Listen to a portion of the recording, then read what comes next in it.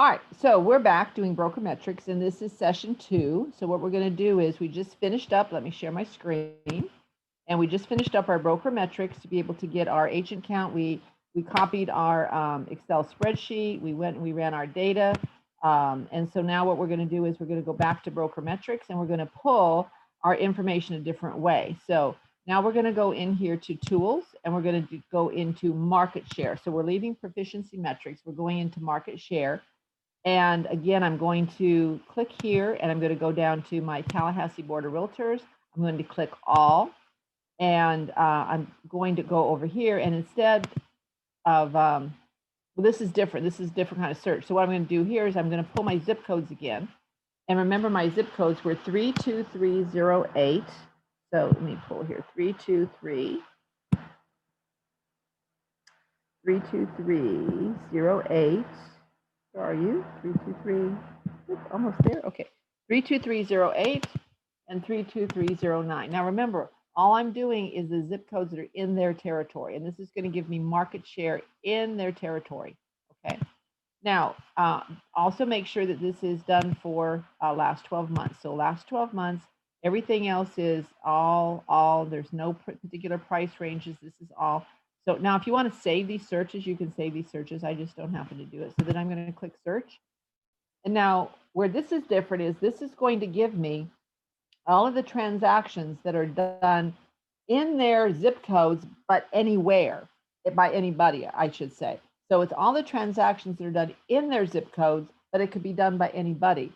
The other proficiency metric said these are the offices in the zip codes. These are the agents in the zip codes. They're doing business any place. Market share says these are the companies that are doing business in those zip codes, okay? But they could be actually from any place. So good job, Keller Williams Town and Country. So this is volume. Let's take a look here at units, okay? So see, when you pull it by a unit, you can see here they're really neck and neck with Coldwell Banker here, but they still have massive market share on the buyer side, and on the listing side, they're just neck and neck. So really, really great job, everybody. Okay. Now I'm going to come over here and I'm going to look, and you see everything here is highlighted in red. But here's what I want to make sure that you understand. I'm just going to click this office here, and I'm going to do office listings. And what I want you to see is, these are all the listings that are only in these zip codes. They could be taking listings anyplace else, but these are all the listings that are just being done, or I'm sorry, the transactions that are being done. Buyers, these are sold and listed or sold, that are just done in those zip codes. So it's not, this office might be doing business anyplace else, but they're just doing business in these zip codes. Now, for this report, the other thing is that when anybody in red is what's going to highlight up over here. So when I click here and I move these down, you're going to see this just gets smaller. Okay, if I just wanted to look at these 5 offices here, then that's the way that works. So that's just a little technique if you wanted to see that. Whoops, I left those off, but you understand what I'm saying. So what we want to do is we want to, in order for us to print this out and be able to get the information, you've got to highlight everybody in red. Now, so I want to make sure that this is sorted correctly. So I've got my top offices here. Yep.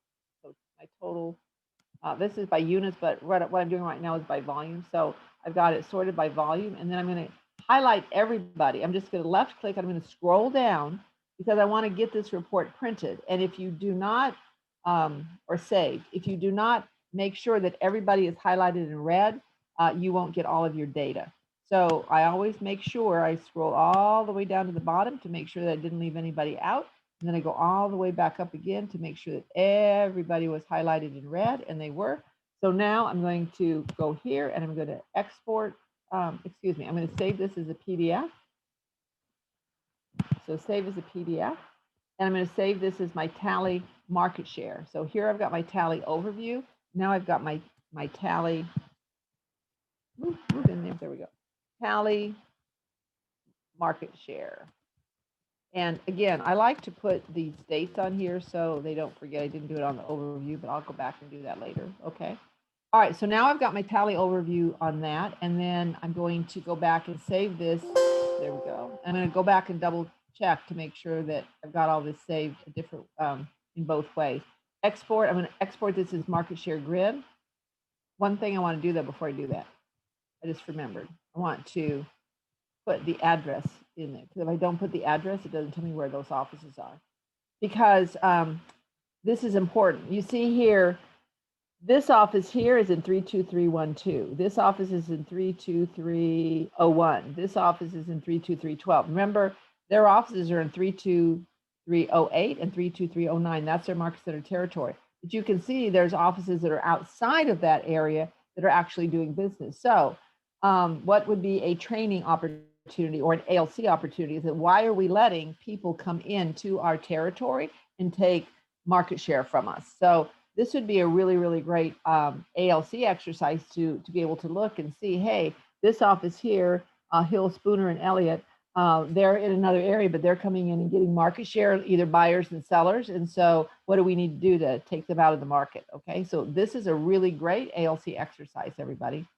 All right.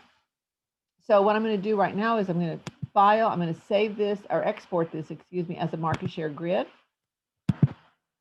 And so it's going to save. And again, remember, these are all saving as CSV files. And so again, I'm going to save this as tally. Oops, I'm sorry, I'm in tally. This is grid, market share grid. November, or just November 2020. Okay, now I've got that saved. Okay, now before I go out of here, what I'm going to do is I'm going to go over to my folder and I'm going to make sure that everything's saved right, because you've done this a lot of times and then you go out and you realize you forgot to save something, right? Or you put a dot where you shouldn't have. It messes everything up. So here's my tally market share. Now here's why this is important as well, is this gives you a total. Okay, so when you scroll to the very bottom, now you can see this doesn't print out because when you highlighted all of those in red, it just doesn't print. So, or it doesn't, you can't get a graph. But here you see these are all the offices because I highlighted everything in red. And the reason I do that is because I want to make sure I've got all my totals. So what this is saying is there were basically 2,122 transactions that were done in those two territories by people any place, okay? That would be double-sided, 1,059 single-sided, okay? And for 627,907,318. So I'm going to write these, I'm going to write this down because I'm just going to put this in. You could actually print this out and, you know, save it and then be able to put that information in. Now, it doesn't matter if you do it single-sided or double-sided, but whatever you do it, you need to make sure that you're reporting that on the form. So I'm going to go back over here to my form and I'm going to put units closed are, this might not be my, is this my Google one? Hold on. It's not cooperating with me. So I'm going to want to fill in this information here. It's just for some reason it's frozen. So what I'm going to do is I'm going to put units closed 2,122.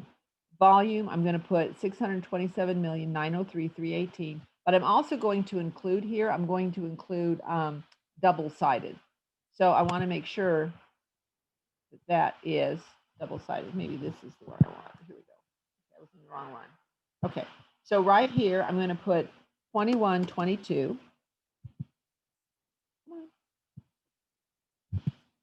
2122. Well, it's just not cooperating for some reason. There we go. 2122. And now I'm going to put in here 6277, 907, 318. But I'm going to go back here and I'm going to put right behind here. I should have put double side. Let me just do that again. 2122 double side.